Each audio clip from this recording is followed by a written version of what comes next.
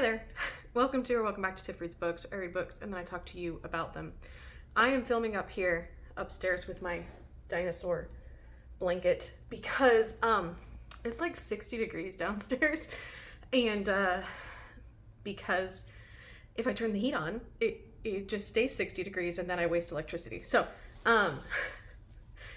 yay for new builds and not having proper insulation. That's not the point of this. The point of this is it's getting close to the end of the year, and a little while ago on Instagram I made my 10 before the end list and I never shared it here. So I thought I would pop on over and give you my 10 before the end. It's ambitious. It's around 3,800 pages, and I'm reading them all physically with my eyeballs, which is a lot for me, especially this time of year when I end up having to do a lot. Like I said, this is my 10 books before the end that I would really like to read. I did this last year, and it's funny because I planned on filming it today, putting it up Wednesday, and I saw my feed full of 10 before the ends today. So I was like, oh, hey, that's kind of exciting. I'm on time for something. So here we go. I have finished one of these already. So I finished one last week or the week before, this month, because I started it, walk it back. I started my 10 before the end in the beginning of November because I made rules for myself that they had to come from books that I already owned. They could not be audio or digital library loans. They had to be books that I owned, which means I went through my shelves and I picked things that had been on my shelf for a longer period of time, things that I had told people I would read, and things that I really want to get to. So we'll see what happens with that. So I have my little shaker cube upstairs, and I think what I'm going to do later tonight is I'm going to go through and I'm going to pull out all of the 10 before the end books. I'm going to put them in a separate cube so that way I can pick just from the 10 before the end for my mood readingness. I got really lucky in that the last book that I drew from that cube actually was from this list. So let's go through it, and I stacked them in a way that I could carry them upstairs after I took my thumbnail that you'll see. They're a little slippery. So we're not gonna go in any particular order because I don't wanna unstack them to get to the one that I've already finished. So you'll have to wait and see which one that is. You'll notice that I have a lot of varying sizes and lengths of books, and I have some YA and some middle grade too, just to kind of keep things interesting and flowing. So we'll start with the top book, which is the middle grade, The Wild Robot. I actually bought this for my friend's daughter for her birthday, and they read it as a family recently so that we could all go to the movie together, and they didn't finish it in time for me to borrow it. There's a long library hold for this, so they didn't get it done in time for me to read it before we went to the movie, but we went to the movie and it was super cute and adorable. My friend does say that the movie isn't quite the same as this, so maybe when I read this I'll re-watch the movie and I'll give you a little like comparison, but this was the movie was really cute, so I'm looking forward to the book. She says it's really cute. It has some illustrations in it. Yeah, it has like little illustrations, and so this is about a robot named Roz who ends up on an island that doesn't have any humans on it, but she's a helper robot, and so she's looking for her task, and she ends up helping out these animals. So it sounded really cute when I read it, and I was like, oh my god, it's actually a girl-coded robot too, which how rare is that? I was like, this kind of feels like Iron Giant-ish, and I guess that's kind of what it did kind of feel that way to them too, so I was excited that they liked this. My next one is The Poppy War. Not gonna lie, I definitely was influenced to read this by, it was on a list for grimdark fantasies when I was looking up definitions of different type of fantasy when I started reading fantasy, and I was like, I don't know what these different definitions mean. So I started looking it up, and this was a recommendation for grimdark. I have been obsessed with Joe Abercrombie's First Law series, which is grimdark, so I know I'm gonna like grimdark. I have read the first chapter of this. I did a little video where I picked a bunch of books off my TBR, read the first chapter, and then picked which one I was gonna read off of that. And I did read the first chapter of this. This is gonna be intense. It's is it Greta's Little Library? I'll put her Instagram name, but her and I talk a lot, so it comes up in our chat as Greta, so I'll put her Instagram up, but this is one of her favorite books, and she's been like begging me to read it, so I really do want to get to this by the end of the year, so I might just actually pick this up next, but I know it's going to be dark and it's going to be a lot. This is deceptive. These pages are thin. This book is 600 pages. It is Oh, sorry, it's 525 pages. It's deceptive. So, R.F. Kuang, this is a trilogy. This is the first book in a trilogy, which also kind of made me not sure if I wanted to finish it this year because I've been like actually finishing series and I'm like, oh, do I want to start one? But I guess we're maybe going to start one. This one also, I can't remember who recommended it to me. This is on my recommended sci-fi lists and I did pick it up at Half Price Books. All of these books in this stack, with the exception of one, I purchased used from Half Price Books. So, or two, I think. No, all of them but one I purchased used at Half Price Books. So if you're curious, these are all used books. This also, Greta wanted me to read this one too. She read it and she really enjoyed it, but I can't remember who originally recommended it. So this is Scythe by Neal Shusterman. This is a YA. This is set in a world where death is not a thing anymore. Like, I think people don't die of natural causes. I have the back of the book like facing me, but I'm not gonna read it. People don't die of natural deaths anymore, so they have like these reapers, and it's these like teenagers who have been like conscripted into reaperhood. So it sounds really interesting. It's a whole study of morality, which is the kind of sci-fi I like. So I'm looking forward to getting this one. I'm looking forward to all these ones, so I'm gonna stop saying that. The Kaiju Preservation Society by John Scalzi. Melbs Reads on Instagram. She recommended this to me as a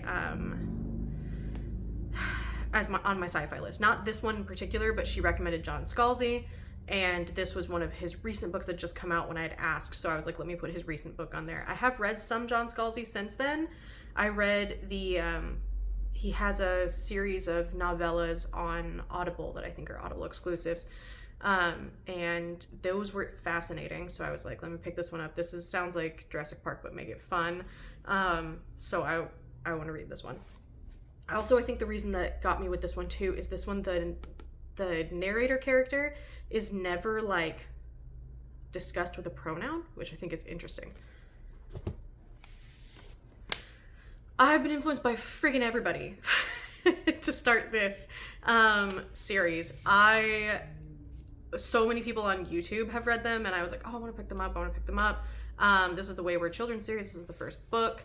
My friend Drew really likes this book. He's talked about it. He's recommended it a couple times on Instagram, and so it's a novella. I want to get different lengths of things in here. This is a series, I think there's like 6 of them so far, where kids basically, it's a portal fantasy with kids and trauma and stuff. So I was curious, and I really like, go away. I really like the cover. I have liked Mira Grant, which is Seanan McGuire's other pen name. I can't remember if Seanan McGuire is a pen name or Mira Grant's the pen name. Anyway, it's the other name that Seanan McGuire writes under. So this I think is more cozy than Mira Grant's is more horror leaning. A classic. Okay, I loved this movie when I was early 20s. In my early 20s, this movie came out. My late teens, early 20s, and I liked this movie a lot. And my boyfriend at the time really liked the series of books and the movies, and he kept trying to get me to read them, and I never got around to it. So 20 years later, we're gonna get around to it. Another novella, because I wanted to put a range of things on here. I found this one, this really cool hot pink one that I've shown you if you've seen my last book haul. It's just so pink. This is a like 1960s print, sci-fi comedy. So I thought I would give it a go. I mean, you can't go wrong. Okay, we're getting to chunkier things. Not that, the Poppy War and Scythe aren't chunky, but a little bit darker. Sorrowland by River Solomon. So I've read River Solomon. I've read 2 other River Solomons. I read The Deep, which I loved, and I read An Unkindness of Ghosts, which I also loved. This will be my first physical read of a River Solomon book. This one I know is a woman who is pregnant and escapes a cult, runs up into the woods, has to raise her child on her own. There's mushroom horror. That's about all I understand of it. River Solomon always plays with gender roles, and sexuality, and sex, biological sex as well. So I am very intrigued by this, and I'm looking forward to it. I want to know what the mushroom deal is. I want to know what the mushroom deal is, and I love the blue on the cover. So I trying to make sure I get through my list of anticipated things. This is the one that I've finished, A Sorceress Comes to Call by T. Kingfisher. Fantastic read. I am bummed that this one didn't make it into the top 10 of the Goodreads of the Goodreads Choice Awards, because I actually think this is one of like the better ones that was on the list. I don't understand the awards. Definitely after the awards debating on deleting my like Goodreads. I don't really use it that often anymore. There's so much of like a social aspect to it, and since I'm not going to be requesting arcs, I don't necessarily see the point in Goodreads, because I get interactions with Instagram, I interact with people there, I can look at I can look at people's lists they've made other places for new releases. I don't need to look at Goodreads, and so I'm debating deleting my Goodreads, but anyway, Sorceress Comes to Call. I've done a review of this a couple of times. This was really good. This was a 5-star. Hoping to keep that energy going forward, and 5 stars. So, okay, this is the one I'm currently reading. Is a memory called Empire. I just talked about this one yesterday. I'm loving this one, and I did not get to go read yesterday. I had to go edit a video, and yeah, everything took forever yesterday. I was just exhausted. It's this time of year I'm always like exhausted with all the family drama. Like, it sucks because I love this weather. Like, I love the cold and the moody and the broody and the rainy and the cloudy, but family's always stressful this time of year. A memory called Empire follows a ambassador who is replacing a murdered ambassador, and it's weird and it's sci-fi and it's a murder mystery, and I'm obsessed with it. The last one, My Chunky Boy. Come on, do we really think I'm actually gonna get to this year? If I can get to the other ones, I have the last 2 weeks of December off, and maybe I will just read this the last 2 weeks of December, and that's all I will do, because I need to read it. Everybody has friggin' read this except for me, because I'm scared of it, because it's huge. I think it's 830 pages. It's 804 pages. It's 804 pages. And I'm not doing it on audio. That's the thing. The other thing that scares me is I've read a couple of books this year that my friend has liked, and I didn't like them. And she really liked this one. And I'm afraid that my haterade is gonna come out and I'm not gonna like it. So I'm scared of this one. This is like a book that I am like very scared of, because it seems like you either really like Samantha Shannon or you really don't. So maybe I'll just bite the bullet and get to it soon and prioritize this and the Poppy War. But I also think I need something smaller and lighter when I'm done with this, because this is so brain heavy that maybe I need to do something a little not brain heavy. Like, this is not necessarily light, but it's not going to make me like hold on, wait, let me go back and reread that. What is happening in this scene? Like, I'm underlining a ton of stuff in here. I'm underlining stuff in here that isn't even necessarily quotes that I'm just like, yes, it's just things that are like, I need them to understand.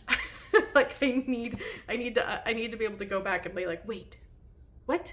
Because so I feel like I'm studying, but I'm underlining things in here. But I'm enjoying that, and the type of person I am, that works for me. So that is my 10 before the end. I'm very excited to get to it. I really want.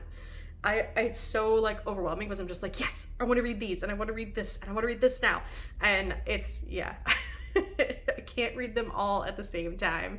That's what my brain wants to do. So it's a fun brain experiment, if nothing else. So that's my 10 before the end. Let me know a couple of books that you want to read before the end of the year in the comments if you made it this far. Tell me which of these is a book you're looking forward to, or one that you have read this year that was your favorite. And I'll see you Saturday.